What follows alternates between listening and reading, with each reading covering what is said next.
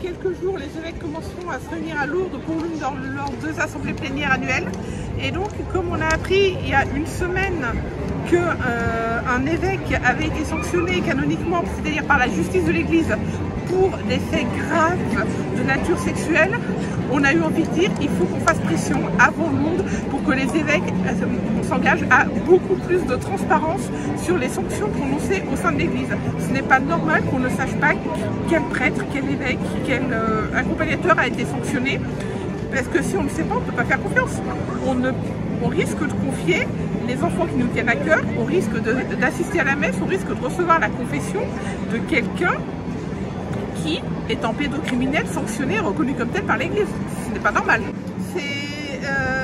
Pour l'instant, c'est assez selon le bon vouloir des évêques. Certains font plus d'efforts que d'autres. À Lyon, il semble quand même que des leçons aient été tirées des erreurs de gestion du cardinal Barbarin.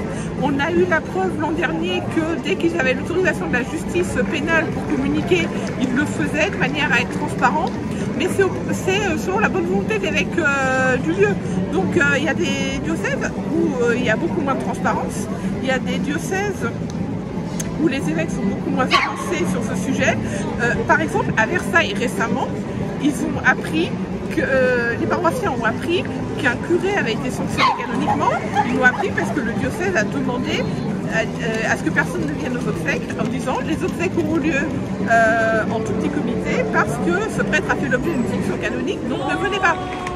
C'est pas normal ça. Donc ce qu'on veut, c'est des protocoles nationaux et qu'il y ait des engagements nationaux auxquels chaque évêque soit tenu pour plus de transparence. On nous dit que le droit canonique n'impose pas une transparence en permanence, mais il n'interdit pas non plus. Donc en droit, ce qui n'est pas interdit étant autorisé, on demande que, puisqu'il n'y a pas d'interdiction de transparence, cette transparence soit appliquée chaque fois qu'elle n'est pas préjudiciable au secret de l'enquête. Évidemment, si dans une enquête canonique, il y a un besoin de secret pour préserver les témoins et les preuves, pour éviter les représailles, ça, c'est quelque chose qu'on comprend. Mais une fois que l'enquête est terminée et que la sanction canonique est prononcée, non, il faut qu'on sache. C'est la seule solution pour rétablir la confiance.